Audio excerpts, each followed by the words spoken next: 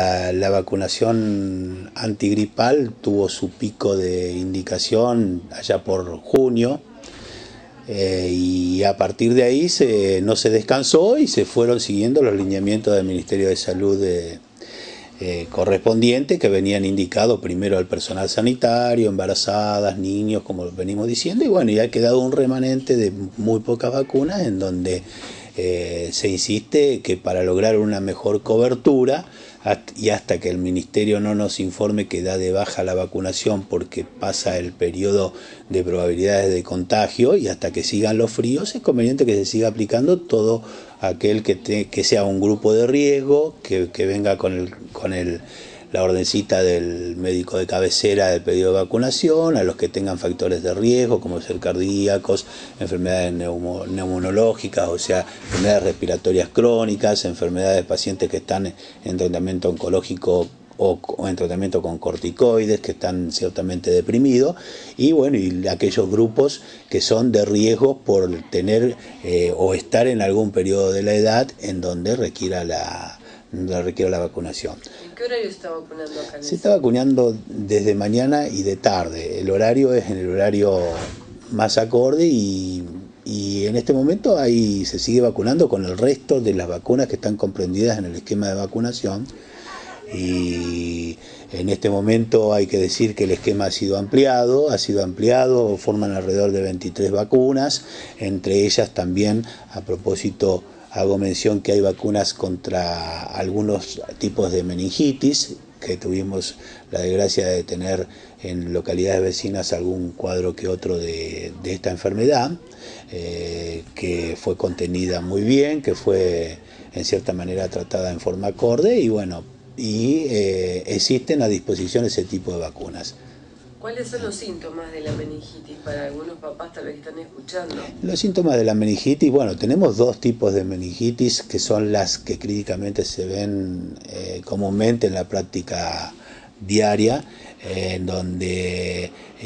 tienen distinta gravedad y tienen distinta sintomatología. El cuadro febril, el cuadro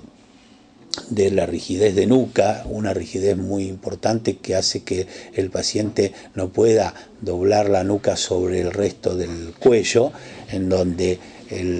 inclusive hasta se levanta en bloque el paciente. Ese es un síntoma característico de que hay una inflamación de las meninges. Tendríamos que decir que las meninges es una membrana que recubre el cerebro, es una membrana que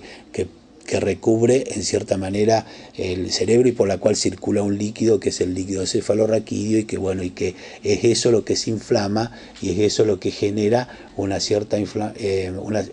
una infección generalizada, que genera un cuadro que es de gravedad cuando el organismo causal es una bacteria. Cuando el germen causal es un virus, la enfermedad no es tan agresiva, no genera secuelas. Una de las enfermedades meningias o de las meningitis provocadas por las bacterias son enfermedades que provocan secuelas, que tienen síntomas más floridos, la fiebre alta, una fiebre muy alta, un chiquito que generalmente tiene o una enfermedad infecciosa, a veces vías respiratorias, a veces vía en otro organismo, en los pulmones, en la garganta, en el oído,